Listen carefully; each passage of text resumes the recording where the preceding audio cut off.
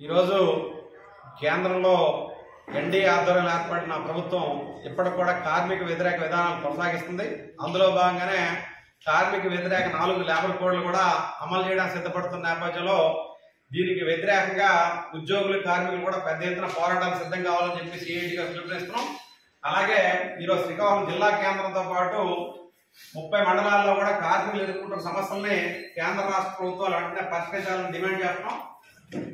మూసివేసినటువంటి అక్రమంగా లాకౌట్ విధించిన Taylor jute పరిశ్రమను వెంటనే తెరిపించి కార్మికులందరికీ ఉపాధి కల్పించాలని డిమాండ్ చేస్తున్నాం. అలాగే జిల్లా వ్యాప్తంగా ఇప్పటికే గ్రానైట్ పరిశ్రమలను కూడా 15 రోజుల పైగా మూసివేయడంతో కార్మికులు ఉపాధి లేక ఇబ్బంది పడుతున్నారు.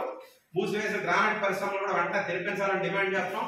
అలాగే ఈరోజు శామ్ పిస్టన్స్ ప్లాంట్ 2, ప్లాంట్ 3లో 30 సంవత్సరాల సర్వీస్ పేరుతో యాజమాన్య ఏకపక్షంగా తొలగించడానికి వ్యతిరేకంగా ఇప్పటికే జాయింట్ కౌన్సిల్ ల్యాబ్లు ఇచ్చిన తీర్పుని వెంటనే అమలు చేయాలి. 30 సంవత్సరాల పేరుతో తొలగించడానికి ఆపాలని చెప్పి డిమాండ్ చేస్తున్నాం. అలాగే వేతన ఒప్పందాలు వెంటనే పూర్తి చేయాలని డిమాండ్ చేస్తున్నాం.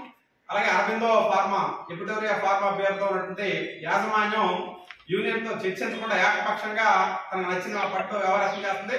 ఎప్పటికైనా సరే సిఐటి అనుబంధ అరబిందో ఫార్మా వర్కర్స్ యూనియన్ తో వెంటనే చర్చలు జరిపి వేతన ఒప్పందం చేయాలని చెప్పి డిమాండ్ చేస్తున్నాం. అలాగే యునైటెడ్ బ్రేవరీస్, రెడ్డి ల్యాబ్స్ కార్మికుల వేతన ఒప్పందాలను వెంటనే పూర్తి చేయాలని చెప్పి డిమాండ్ చేస్తున్నాం.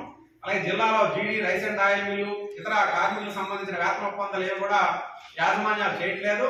ఎప్పటికైనా సరే యాజమాన్యాలు వెంటనే వేతన ఒప్పందాలు చేయాలని చెప్పి డిమాండ్ చేస్తున్నాం. అలాగే జిల్లాలో ప్రధానంగా ఇటీవల కాలంలో శ్రేయాస్ గాని, సరాగా, ఫ్రిడ్జ్ లాబొరేటరీస్, వరుస రసాయన పరిశ్రమలో ప్రమాదాలు జరుగుతున్నాయి. ప్రమాదాలకు సంబంధించినటువంటి భద్రతా చర్యలు చేపట్టడంలో ప్రభుత్వాలు విఫలమవుతున్నాయి. పాలకులు కూడా నిర్లక్ష్యంగా వ్యవహరిస్తున్నారు. ఎప్పటికైనా సరే ఉత్పత్తి మీద పెట్టే శ్రద్ధ కార్మికుల తాలూకా భద్రత మీద కేంద్రీకరించి రకంగా చేయాలి. అలాగే పైడివేరు పారిశ్రామిక ప్రాంతంలో హైడ్రాలిక్ ఫోమ్ ఫైరింగ్ ఏర్పాటు చేయాలని చెప్పి గత 10 సంవత్సరాలుగా సిఐటి డిమాండ్ చేస్తున్నా సరే నేటికి కూడా డిమాండ్ ని కార్మికుల తాలూకా ప్రయోజనాలు, యాజమాన్యాల తాలూకా భద్రత కూడా ఇందులో ఊడిపోవడం. ఎందుకంటే మన జిల్లాలో ఉండే బహుళ అంతస్తుల్లో రసాయన పరిశ్రమ ఉన్న నేపథ్యంలో ఏ చిన్న ప్రమాదం జరిగినా సరే 1వ అంతస్తు వరకునే మన దగ్గర ఉన్న ఫైరింగ్ ఆపే పరిస్థితి ఉంది.